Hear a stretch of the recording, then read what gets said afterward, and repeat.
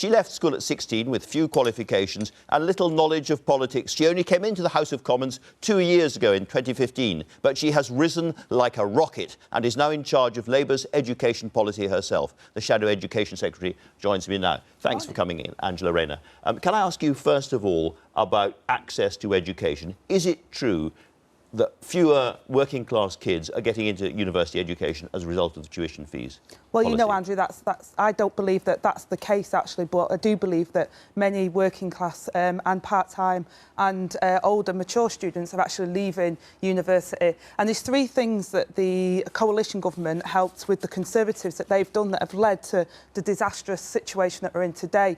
Of course, you mentioned the hike in tuition fees, but there was the removal of the maintenance grants, there was the increase in the percentage of the loans. They changed it so they couldn't use the base rate of the Bank of England, and they upped the amount of percentage that people paid that I believe actually directly impacted. And of course the thresholds of income, which has made that more students will pay back more from the beginning as well. For instance, 22% of children who are eligible for free school meals now go to university. Before this policy, it was 3% or 4%. It's a huge increase. And yes, some people fall out of the other end and get into financial trouble, but many, many more people are going in the first place. Well, it's great that many are going. And actually, one of the things that's happening as well, Andrew, is many people are leaving university and unfortunately are having to go to jobs where they're not able to utilise their degrees as well. And I think that's a real scandal. And that's why we've had a policy of looking at FE as well in the further education, colleges and technical education, because I think it's about lifelong learning for everybody, not just about that particular area. So my point to you is you're spending at the moment as a party, you want to spend about £11 billion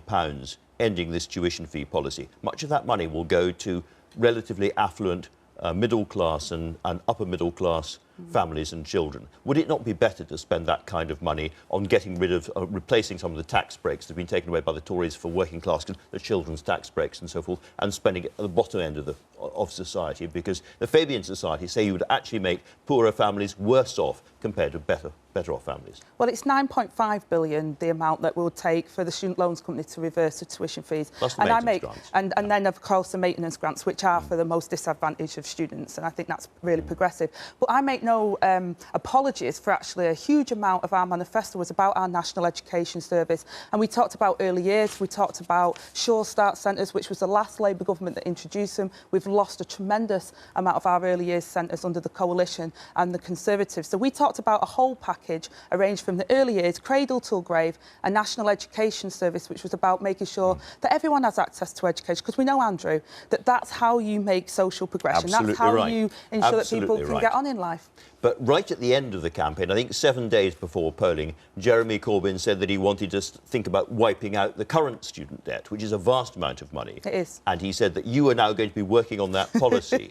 Now, that's not funded at the moment. Have you been working on that policy? Do you have any numbers about how much that's going to cost? Well, Andrew, it's a big abacus that I'm working on with that. It is a huge amount. It's 100 billion, which they estimate currently, which will increase. It's a huge amount of money. But, of course, we also know that a third of that is never repaid. You know, it's a treasury trick. Were you surprised to be handed that abacus right at the last minute? Well, I like a challenge, Andrew, but, you know, we've got to start dealing with this debt crisis that we're foisting on our young people. It's not acceptable. They're leaving university with £57,000 worth of debt. It's completely unsustainable, and we've got to start tackling that. There's three things I call on the government to do that they can do immediately. They can reverse the maintenance grants, abolishing that. That will help the most disadvantaged students. They could stop and reduce the percentage rate that students have to pay on their loans, and they can ensure that the amount that they repay, the income threshold, goes up in line with average earnings. There are three things that the Conservatives can do before September that will help students out. Aren't you just simply spraying around huge spending promises too recklessly? I mean, another £100 billion on tuition fees right at the last minute. That's some sofa you have to find. Well, like you said, Jeremy said that that's an ambition.